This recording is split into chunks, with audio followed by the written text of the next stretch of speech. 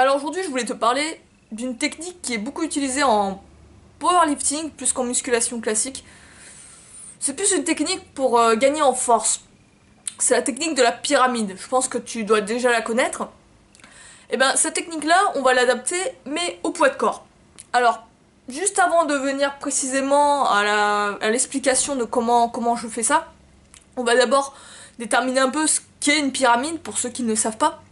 Donc déjà, la pyramide, tu as une version, en fait, tu as la version un peu street, poids de corps, et tu as la version musculation. En version musculation haltérophilie, tu as plus une version en fait où graduellement tu vas augmenter la charge et par conséquent diminuer le nombre de répétitions. En gros, ça va donner première répétition, première série, on va dire que tu mets une charge qui te permet de soulever 7 répétitions. Donc première série, tu fais 7 répétitions. Deuxième série, tu augmentes la charge jusqu'à arriver à un nombre de reps de 5 répétitions. Troisième série, tu augmentes encore la charge jusqu'à arriver à, disons, 3 répétitions. Et on va dire quatrième série, tu essaies d'avoir une charge qui se rapproche vraiment de ton max où tu fais 1 à 2 répétitions. Une fois que tu as fait ça, bah, tu fais la même chose mais en sens inverse. Là, tu vas petit à petit retirer des poids, retirer de la charge pour augmenter ton nombre de répétitions. Donc tu vas revenir par exemple sur ta cinquième série, tu vas revenir à un poids, à une charge qui te permet de faire 3 répétitions. Tu vas reprendre à peu près les mêmes charges que tu as fait précédemment, mais tu vas diminuer cette charge en fait. Jusqu'à arriver à, disons, au nombre de répétitions que tu désires arriver. Tu seras plus en fait dans de l'hypertrophie à la fin. T'as plusieurs façons de les faire en fait, la pyramide. La pyramide au poids de corps, comme souvent on l'entend, c'est plus une pyramide où tu vas juste augmenter ton nombre de répétitions sans jamais toucher à la charge.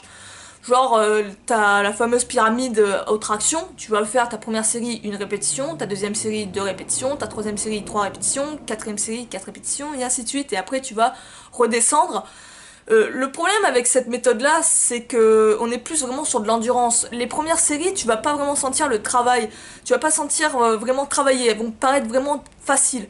Ça va être vraiment les dernières séries, on va dire les 2-3 dernières séries, où là ça va commencer vraiment à taper, tu vas vraiment devoir lutter, et ça va vraiment là taper dans le côté hypertrophie, et c'est plus l'hypertrophie, t'as pas trop le travail en force, mais c'est vraiment plus vers la fin en fait que tu le sens. Et pas tant au début. On va dire que les premières reps, c'est plus les premières séries, c'est plus des séries de chauffe.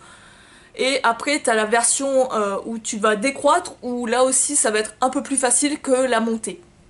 Donc, on a 2 styles de pyramide avec 2 objectifs un peu différents. Là, ce qu'on va chercher à faire, c'est récupérer les bénéfices de la pyramide à la musculation classique, à la sauce powerlifting, et l'adapter version poids de corps. Comment on va faire ça en fait? Ça va être très simple. Au lieu de tout le temps faire le même exercice, on va chercher en fait à augmenter la difficulté de l'exercice par différents stratagèmes. On peut utiliser un exercice plus dur, une variation plus dure, on peut jouer sur le tempo, on peut jouer sur les pauses, on va jouer vraiment sur plein de choses qui va faire en sorte de nous mettre assez de difficulté pour atteindre un nombre de répétitions cible qu'on aura déterminé au préalable. Donc, avant de commencer, avant de t'expliquer comment j'ai fait pour un style d'exercice, tu peux faire 2 types de pyramides en fait, dans ce style-là. Tu peux faire une pyramide où tu veux vraiment axer sur la force, et une pyramide où tu veux taper également dans de l'hypertrophie. Donc, pour les pyramides où tu veux taper vraiment dans la force, limite-toi à des exercices qui te permettent de faire entre 1 et 6 répétitions environ. Donc en gros, quand tu vas choisir la difficulté de tes exercices, tu vas créer des variations très subtiles, très faibles. C'est-à-dire qu'il n'y aura pas de trop grand écart entre la difficulté des exercices, juste assez pour t'obliger à réduire ton nombre de reps de 1 répétition environ, 1 à 2 répétitions. Donc ça va être beaucoup plus subtil, ça demande un peu plus de connaissances, mais c'est tout à fait faisable. La deuxième version, où là tu vas taper un peu plus dans l'hypertrophie, donc là tu vas pouvoir faire une pyramide avec des exercices un peu plus variés en termes de difficulté. Tu vas par exemple choisir des exercices qui te permettent de faire entre 15 répétitions, tu vois, puis après des exercices qui te permettent de faire 10 répétitions, puis 7, puis 5, puis 4, puis 3, et ainsi de suite. Enfin, après tu fais comme tu le veux, mais c'est un exemple. Donc, tu as différents types de difficultés selon ce que tu veux faire, si tu veux taper plus dans l'hypertrophie ou plus vraiment exclusivement sur de la force. Pour le repos, ce que je te conseille, c'est plus tu as un nombre de répétitions élevé, plus en fait ton temps de pause sera assez bas, on va dire. Si tu es dans les 15, si tu recherches vraiment l'hypertrophie, je te conseille un temps de repos de 30 secondes à 1 minute 30 environ. Plus tu vas commencer à taper sur de la force, plus tu vas arriver à tes répétitions, un nombre de répétitions de 5 répétitions. Là, je t'invite vraiment à graduellement augmenter ton temps de pause et aller à 2 minutes, 3 minutes, voire même plus, 5 minutes, pourquoi pas. Surtout vers la fin où tu seras vraiment proche de ton maxi. Donc, essaie en fait graduellement augmenter ton nombre de pauses, ton temps de repos en fait, pour vraiment bien récupérer, surtout quand tu seras sur de la force. Donc là, je vais te présenter ce que j'ai fait hier en fait. Alors, hier, ce que j'ai fait, c'était vraiment... je le teste pas trop sur cet exercice, je l'ai fait sur les pompes en ATR. Les pompes où tu es en handstand, si tu préfères. Donc, d'habitude, je le fais pas sur cet exercice-là. Tu peux le faire sur tous les exercices, hein, clairement. Mais d'habitude, je le fais sur les dips. Donc, contrairement à ce que tu peux faire avec de la charge où il te suffit tout bêtement de rajouter du poids et de faire tes répétitions, de faire tes séries, là, tu es obligé d'être un peu plus ingénieux et surtout connaître bien les progressions et la manière de rendre un exercice plus difficile, plus challengeant pour ton corps. Donc ça demande une vraie connaissance et une préparation au préalable. Il se peut que ta première séance soit approximative, que tu te rendes compte qu'en fait la difficulté que tu avais estimée elle n'est pas assez forte, que tu peux faire plus de répétitions que ce que tu avais prévu et donc tu vas devoir faire des mini ajustements. C'est pas grave, ta première séance ça va être ça, ça va être une séance préparatoire, on va dire d'ajustement où après tu vas être beaucoup plus tu vas mieux connaître les exercices, mieux connaître ta force et ainsi graduellement sur les séances d'après ben, tu vas savoir à peu près quel exercice il faut faire pour vraiment te challenger. Donc cette séance comme je t'ai dit c'était pas, je le travaille pas trop sur les, on va dire la poussée verticale. Donc j'ai eu un peu de mal à trouver les exercices, à jauger la difficulté correctement, mais surtout que j'avais pas trop de jus. Donc c'est bien parce que comme ça va te montrer clairement ce que ça fait quand par exemple des fois t'as pas trop d'énergie et pas trop de force. Comment tu fais pour quand même faire ta séance, la rendre productive et quand même atteindre tes objectifs sur cette séance là. Donc là comme je t'ai dit j'ai choisi en fait de travailler les pompes en ATR. À l'origine je pensais que j'avais une toute autre progression, j'avais prévu une toute autre progression. Parce qu'en fait, je partais du principe que j'arrivais déjà à faire 5 répétitions de pompe en ATR avec tête contre le sol. Donc le truc c'est que là, j'avais beau essayer, ça m'a complètement flingué. J'arrivais même pas à faire la répétition en totalité. J'arrivais pas à faire une répétition, enfin une répétition aussi, mais au-delà, j'arrivais pas à bien avoir une bonne technique propre sur une pompe en ATR. Donc c'est pas grave, du coup j'ai pris ça comme référence en termes de maxi on va dire à peu près et j'ai diminué la difficulté par rapport à cette pompe en ATR. Donc premier exercice que j'ai travaillé, que j'ai voulu taffer, c'était plus un exercice où je pouvais faire 7 répétitions. J'ai voulu commencer avec 7 répétitions. Donc j'ai choisi les pike push-up. Le problème c'est que ça a tout sauf la tronche d'un pike push-up. Tu verras les images. Clairement je t'ai dit j'avais pas d'énergie. Mais c'est pas grave. J'appelle ça des pike push-up. Mais comme tu vois j'ai un angle beaucoup plus grand que 90 degrés. Je ne tiens pas bien la forme. Ça m'a permis de m'échauffer. L'exercice était assez challengeant pour ce que je faisais. C'est pas grave. La forme n'est pas terrible. Mais ça me permet de quand même avoir un challenge. Donc c'est ce que je recherchais. Ça m'a permis de m'échauffer tranquillement. Et de faire cette répétition toujours en cherchant la 7ème répétition, la dernière répétition la plus dure possible sans atteindre l'échec. Ça je te le conseille toujours quand tu travailles de la force, même en hypertrophie, évite l'échec le plus possible et essaie de te rapprocher de l'échec. Garder 1 à 2 répétitions sous le coude, n'oublie pas, garder la force à la banque, je te renvoie à la vidéo d'ailleurs que j'avais fait là-dessus. mais que la dernière répétition soit le plus dur possible sans être l'échec. Donc après ça, j'ai fait une pause environ de 1 minute 30, 1 minute 30, 2 minutes à peu près, et j'ai voulu attaquer les ATR push-up directement en full.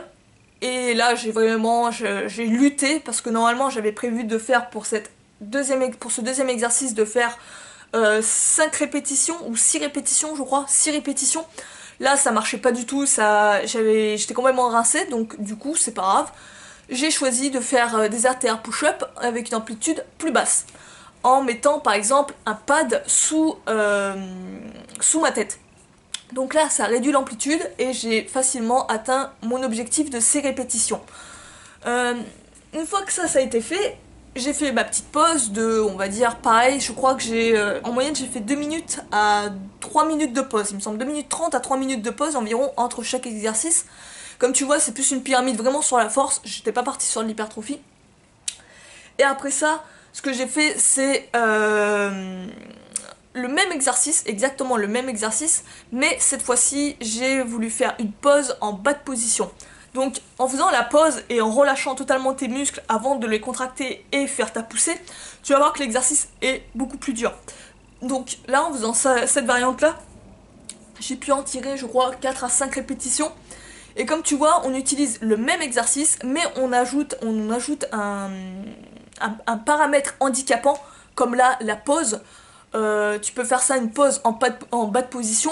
Tu peux faire également un tempo plus lent que ce que tu faisais précédemment. Ça aussi, ça te rajoute de la difficulté et en théorie, ça va faire que tu vas faire moins de répétitions. Donc, tu vois, tu as plein de paramètres. Tu n'as pas que le fait de prendre un exercice et chercher une variante plus difficile. C'est différent du travail avec poids où tu cherches toujours à mettre plus lourd. Là au contraire, tu as plein de paramètres sur lesquels jouer pour rendre l'exercice difficile. Et même avec un seul et unique exercice, tu pourrais peut-être faire même plusieurs variantes jusqu'à arriver, on va dire, à ton maxi, pourquoi pas. Donc, une fois que ça s'est été fait, j'ai passé à l'exercice suivant, toujours 2 minutes 30 à 3 minutes de pause. Et j'ai augmenté l'amplitude, où là j'ai choisi une petite pierre, une petite brique là que j'ai récupérée. C'est bien pratique ça d'ailleurs, les petites briques. Faudrait que je te montre ça parce que ça peut être sympa si tu veux travailler. Je fais une petite aparté. Si tu veux travailler par exemple les handstands sur canne, tu vois, les handstands sur canne, je te montre vite fait. Tu vois, regarde, ça c'est des trucs que j'ai utilisés pour me faire en gros le socle pour poser ma tête dessus. Donc si tu veux faire les handstands sur canne, ça peut être intéressant en fait. Si tu peux trouver des espèces de briques un peu carrées comme ça peut imiter en fait la prise que tu as sur les cannes d'équilibre. Donc après je pourrais pas te dire exactement où tu peux en trouver vu que moi je les ai trouvés comme ça au petit bonheur la chance, mais c'est une manière de faire. Donc là comme je t'ai dit, j'ai utilisé ça comme appui pour à peu près jauger la distance et augmenter mon amplitude.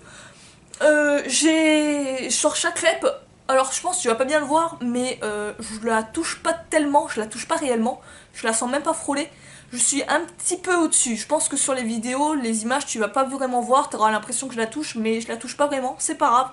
J'essaie toujours d'éviter d'aller jusqu'à l'échec et aller à, comment dire, à un moment de non-retour, c'est-à-dire où tu vas trop loin et ça te demande trop de force, t'as plus assez d'énergie pour terminer ta répétition. Donc je fais toujours attention à ça. C'est pas grave si je la touche pas, mon amplitude a quand même diminué et ça me challenge plus. Là j'ai réussi à faire environ 3 répétitions. Il me semble, 3 ou 4, je sais plus, il me semble que c'est 3. Et pour finir, j'ai voulu faire, on va dire, en guillemets, le maxi. C'est pas tellement le maxi parce que je pense que si je m'étais poussée, j'aurais pu faire plus de répétitions. Mais sur la dernière série, j'ai voulu travailler les handstands directement, handstand push-up directement tête sur le sol, en essayant d'être le plus propre techniquement. Donc là c'est passé tranquillement, j'ai fait qu'une rep, je suis pas allée au-delà, je garde toujours des reps sous le coude, c'est pas vraiment le maxi mais on s'en rapproche vachement quoi là. Tout ça pour te dire que là, comme je t'ai dit, c'était pas un bon jour on va dire, j'étais pas vraiment en forme donc j'ai réussi à m'adapter par rapport à mon état de forme et à vraiment adapter les exercices, la difficulté des exercices. via ça. Donc, c'est clair que cette pyramide, elle est, on va dire, moins confortable, moins pratique que la pyramide avec charge, tout simplement parce qu'avec charge, t'as pas à t'embêter, t'as juste à rajouter des poids. Là, t'es obligé d'être un peu plus ingénieux, connaître un peu mieux comment te renforcer avec le poids de corps et les progressions, les variations d'exercices que tu peux faire et différentes techniques pour rendre un exercice difficile sans forcément de changer d'exercice. Donc ça demande un peu plus de préparation, un peu plus de connaissances. Mais c'est tout à fait réalisable et ça rajoute, on va dire, c'est beaucoup plus productif selon moi que la pyramide que tu peux avoir classique. Moi j'appellerais ça plus une pyramide d'endurance, où là tu vas travailler avec des gammes de répétition élevées, mais toujours le même exercice. Donc là tu vas me dire que j'ai fait qu'une portion de la pyramide. Oui, j'ai fait qu'une portion, j'appelle ça une pyramide, mais en général je ne fais qu'une portion. J'inverse pas trop la pyramide parce que je veux faire d'autres exercices, je fais qu'une montée en fait, si tu préfères. Mais tu peux tout simplement faire la descente de la pyramide en petit à petit diminuant la difficulté des exercices et augmentant ton nombre de reps. Tu peux reprendre cette base d'exercice que tu avais fait précédemment et tout simplement inverser la pyramide. Donc, c'était une vidéo comme ça. Je pense qu'il faudrait limite que je fasse presque une vidéo par pyramide, presque. Pour te montrer les différentes façons de faire un exercice, et différentes façons de rendre un exercice progressif, dans le but de le rendre plus challengeant et le faire de moins de reps possible, vraiment taper dans la force. Quoi d'autre? Je voulais te rajouter un truc, attends.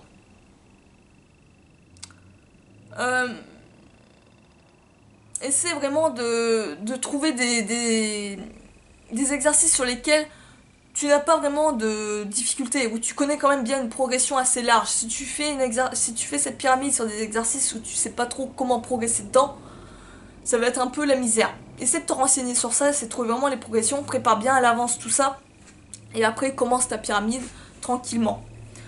Donc, sur ce, moi, je vais te laisser. Je crois que j'ai oublié ce que je voulais te dire, mais c'est pas grave. Au pire, si ça revient, je le referai.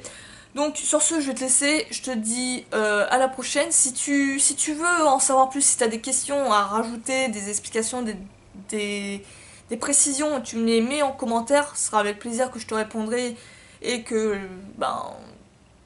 tu auras ta réponse, quoi. Sur ce, moi, je vais te dire à la prochaine. N'hésite pas à t'abonner si tu aimes ce style de vidéo, si tu veux avoir plus de vidéos de ce style-là, fais-le moi savoir d'ailleurs. Si tu as des suggestions de pyramides, si tu veux savoir des pyramides sur des exercices bien précis, mets-les-moi en commentaire, ça me donnera des idées et je saurai exactement ce que tu veux. Donc sur ce, moi je te dis à la prochaine, je vais y aller. Ciao!